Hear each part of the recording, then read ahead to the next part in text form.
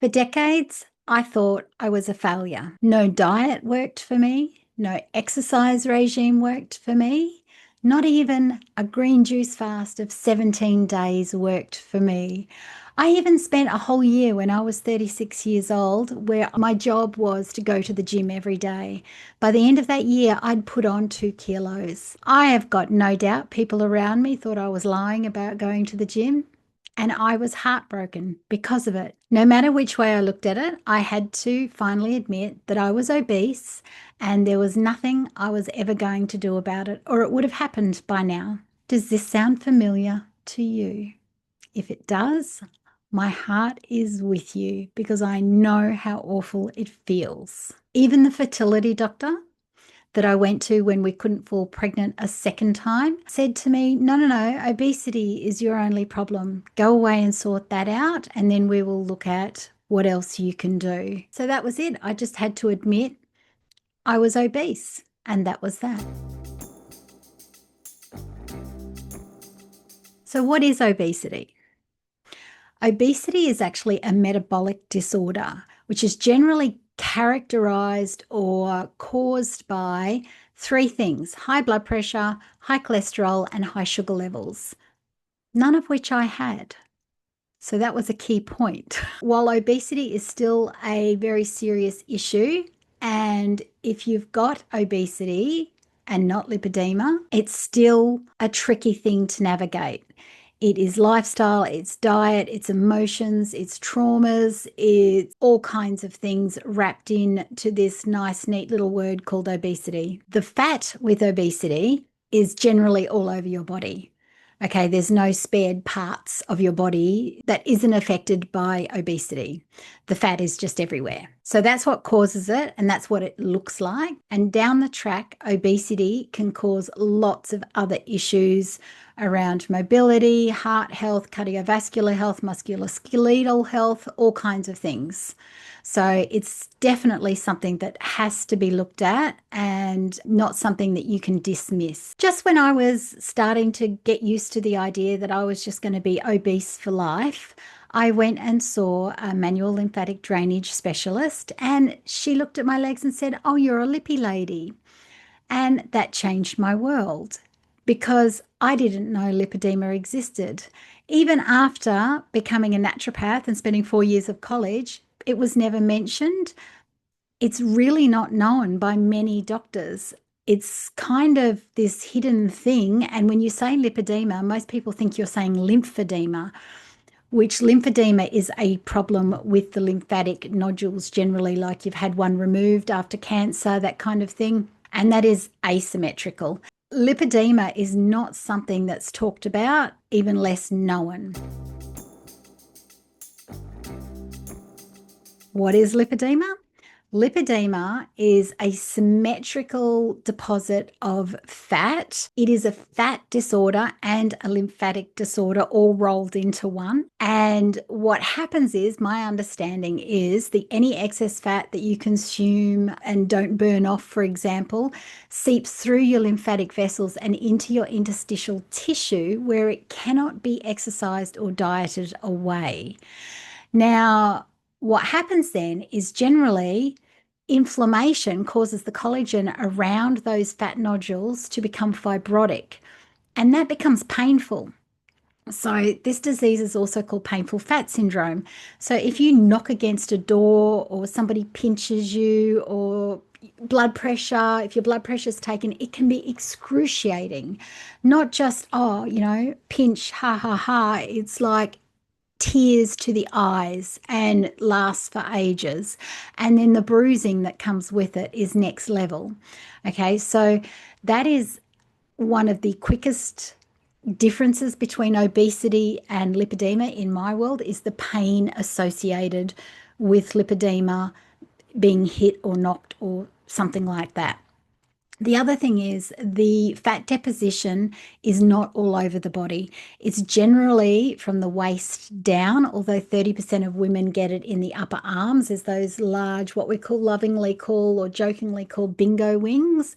That is lipedema as well. It does not come on your hands and your feet, and the lipedema weight tends to end up with cuffing at the ankles because it doesn't go down into the feet.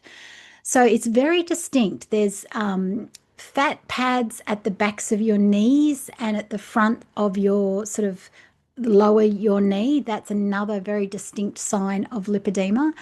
And once you see it in somebody or you've seen it on yourself, you will pick other women with it. And since it's 1 in 11 women that have this, you see it all the time, which sometimes can make you think, oh, that's just what obesity looks like, because so many women have it. And you think, oh, yeah, that's normal. But once you understand what lipedema fat looks like, it is very distinctly different to obesity.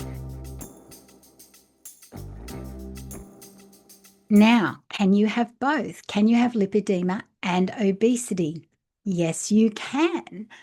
Lipedema has this ability to attract other fat, which is not ideal, is it, by anyone's standards?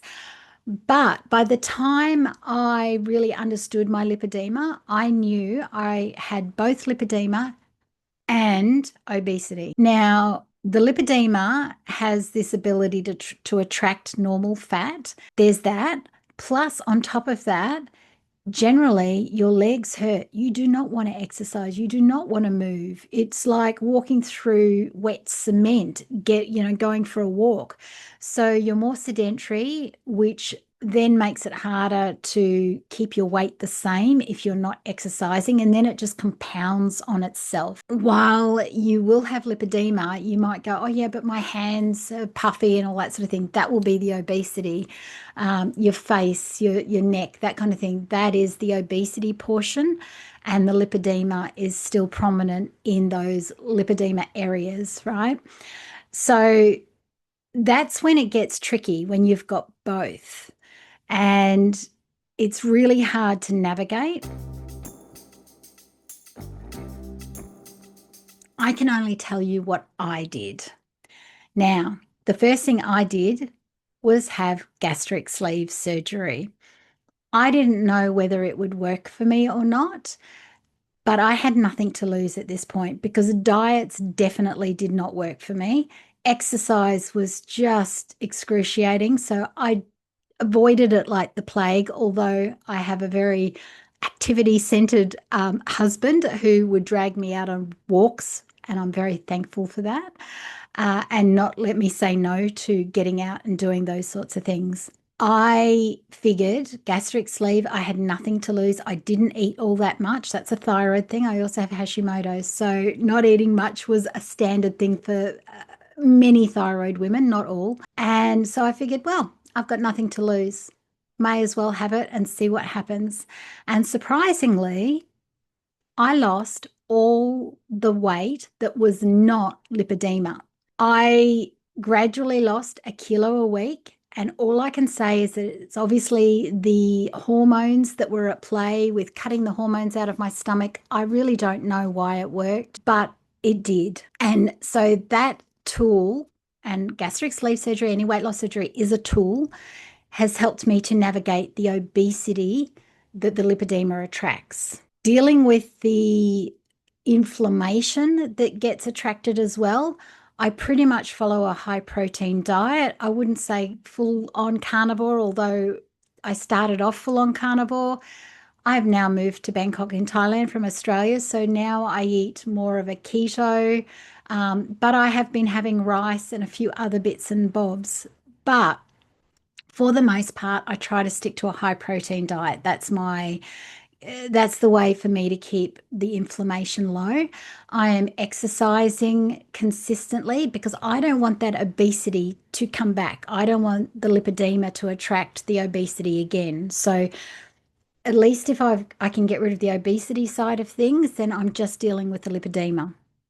Now, the other thing that I've done is I've had arm surgery. you probably can't see because about a year and a half ago, I had my arms done because I had really large arms. And then after losing 60 kilos, or 130 pounds, I had really severely hanging loose skin and lipedema fat. So that was the next thing. And so it will not, and you can see the loose skin here because that's from the fat. Can that come back? Absolutely. Absolutely can come back depending on what you're eating, how much exercise you're doing, that kind of thing. It's all the same basics. So while the surgeon did liposuction and then removed the excess skin, there is no lipedema fat in there. Now it can come back because it's something that can grow back. It's not something that's gone forever. You are genetically wired to make lipedema fat or for that excess fat to go through the lymphatics and into your interstitial tissue.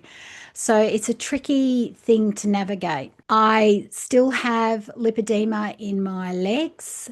That's all that's left, though. I know now after the gastric sleeve surgery that I have no more obesity that's involved there. It is now just lipedema fat that I'm dealing with, which makes it so much easier. Okay, so don't think, oh, I've got lipedema, there's nothing I can do, because odds are half of your weight is normal fat that you can do something about. Try carnivore, try keto, try anything that's kind of low carb and low sugar. That's a key, right? Is keeping your sugars really low so that your insulin is low. If you're fully out of control in so much as that you just nothing you do is working, much like I was, consider gastric sleeve surgery, consider some form of weight loss surgery, go and talk to a specialist. There are lots of specialists out there, and some of them do know about lipedema. Because even though I still have lipedema, even though it's potential that it can come back, I at least can exercise without that excess 60 kilos on me. I can walk up 7 flights of stairs. I live on the 7th floor of this condo building, and quite often we use the stairs, not the lift. And I can do that, no problems. And living in a country like Thailand now, there's stairs everywhere. We went to a temple the other day and there was 344 stairs to get to the top. And it literally had it in big gold letters at the bottom. So you knew what you were doing. But I could do it because I lost the obesity side of things. If you've got both, yes, at least you know now why you can't lose weight. It's the lipedema involved, but you can do something about the obesity, which then could probably lead on to improving your lipedema outcomes. So there is a distinct difference between the two. I see plenty of people out and about that are obese but do not have lipedema, but I see plenty of people who have lipedema and likely have obesity as well. It's not ideal, it's not great, but once you know, then you've at least got a way forward if you wish to take it. Okay, it's not easy. None of it's easy, but we've done hard things all our lives. If we've got lipedema, we've done hard things. All right. So you can do this too. I believe in you.